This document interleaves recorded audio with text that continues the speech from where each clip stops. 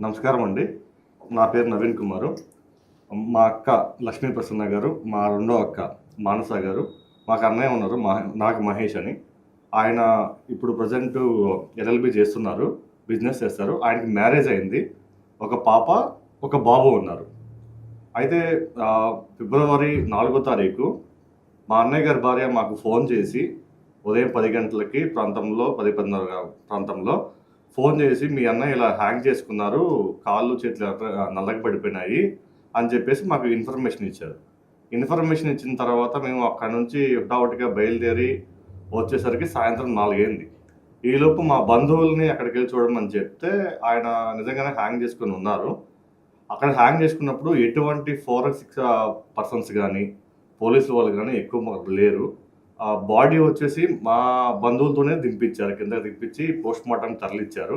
మేము వచ్చిన తర్వాత మా అన్నయ్య ఉన్నారు, ఇక్కడ లోకల్గా ఉండే అన్నయ్య వచ్చేసి పోలీస్ స్టేషన్కి వెళ్ళి కంప్లైంట్ ఎఫ్ఐఆర్ అనేది ఫైల్ చేస్తుంటే వాళ్ళు తీసుకోకుండా ఒక రక్త సంపర్కులు రావాలి, వచ్చేంత వరకు ఆగండి, మీరు ఇలా చేయటం కరెక్ట్ కాదు అని చెప్పేసి వాళ్ళు రాత్రి 7:30, 8 గంటల వరకు కంప్లైంట్ అనేది ఫైల్ చేయలేదు. ఫైల్ చేయకపోతే మా అక్క గారు వచ్చేసి నైట్ 9:30కి వచ్చి పోలీస్ స్టేషన్కి వెళ్తే ఎఫ్ఐఆర్ ఫైల్ అనేది చేశారు. ఎఫ్ఐఆర్ ఫైల్ ఏం చేశారంటే 194 BNSS కింద పరిధిలో ఉంచారు. మాకు ఇలా అనుమానాలు ఉన్నాయి, హ్యాంగింగ్ అనేది ఈ పొజిషన్లో ఉన్నాడని చెప్పి మేము చూపించాం. ఎలా చెప్పామంటే, ఈ ఫ్యాన్ నుంచి బెడ్ వరకు మేము చూస్తే ఫ్యాన్కి బెడ్కి డిస్టెన్స్ తక్కువే ఉంది, ప్లస్ కాళ్ళు కూడా బెడ్కి అందుతున్నాయి.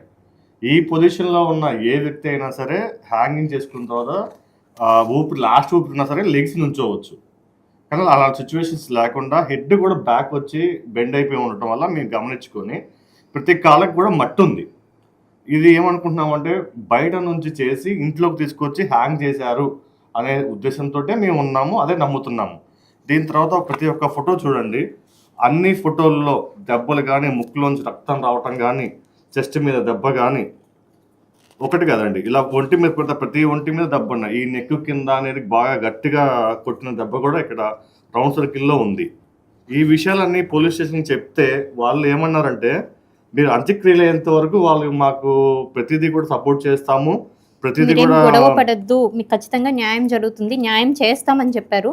ఎప్పుడైతే బాడీ క్రిమేషన్ చేసేసిన తర్వాత నుంచి మీకు ఫ్యామిలీ ఉంది కదా, మీరు ఎందుకు ఇంత ఇది చేస్తున్నారు, ఇంత ప్రాబ్లం ఎందుకు క్రియేట్ చేస్తున్నారు, మీ వరకు ఎందుకు తెచ్చుకుంటున్నారు అని చెప్పి మమ్మల్ని రివర్స్లో బెదిరిస్తున్నారు, వదిలేయండి అన్నట్టుగా చెప్తున్నారు.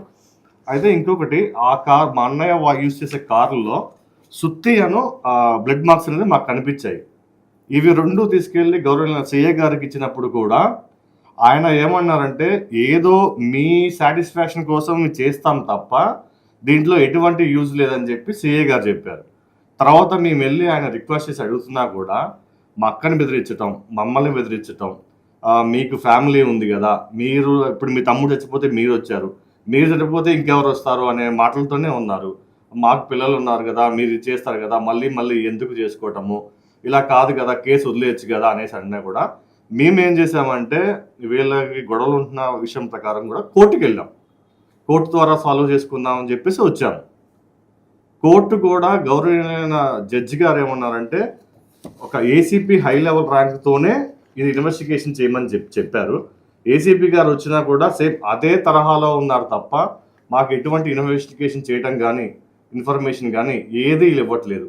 మమ్మల్ని పిలిచి మా ఫోన్లు సీజ్ చేస్తాము, పొద్దున్న నుంచి రాత్రి వరకు ఉంచి నిలబెట్టి అక్కడే ఉండి అక్కడే మాట్లాడించుకొని నైట్ 10:30 వరకు మేము ఉండి మా ఫోన్లు ఇచ్చుకొని చేసుకోవడం కూడా జరుగుతుంది.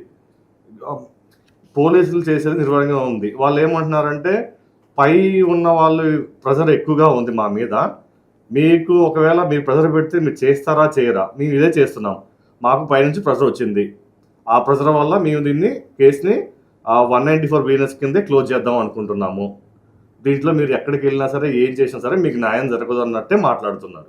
ఇన్ని దెబ్బల మీద మేము గౌరవనీయ సిఏ గారిని అడిగాము, ఇన్ని దెబ్బలు ఉన్నాయి కదండి, ఇంట్లో వాళ్ళ భార్య కాదు బయట ఎక్కడి నుంచో కొట్టి తీసుకొస్తుంది అని చెప్పేసి మేము అనుకుంటున్నాం.